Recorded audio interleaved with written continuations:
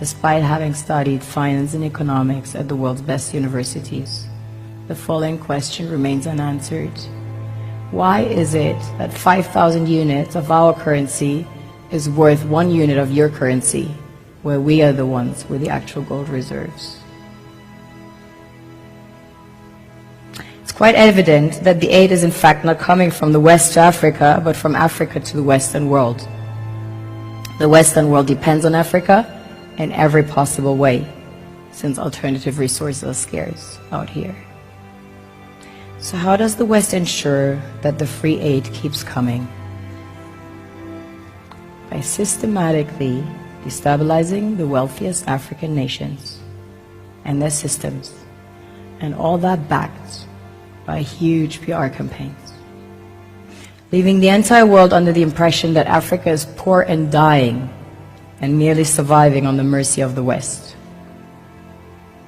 Well done, Oxfam, UNICEF, Red Cross, Life Aid, and all the other organizations that continuously run multi-million-dollar advertisement campaigns depicting charity porn to sustain that image of Africa globally. Ad campaigns paid for by innocent people under the impression to help with their donations. While one hand gives under the flashing lights of cameras, the other takes in the shadows. We all know the dollar is worthless, while the euro is merely charged with German intellect and technology, and maybe some Italian pasta. How can one expect donations from nations that have so little?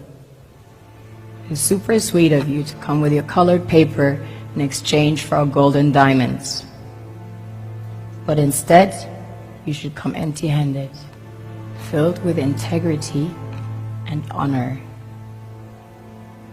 We want to share with you our wealth and invite you to share with us. The perception is that a healthy and thriving Africa would not disperse its resources as freely and cheaply, which is logical.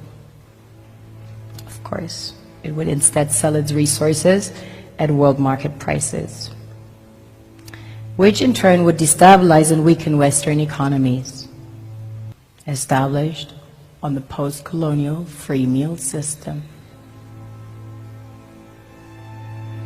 Last year, the IMF reports that 6 out of 10 of the world's fastest growing economies are in Africa, measured by their GDP growth. The French Treasury, for example, is receiving about $500 billion year in, year out. Foreign exchange reserves from African countries based on colonial debt they forced them to pay.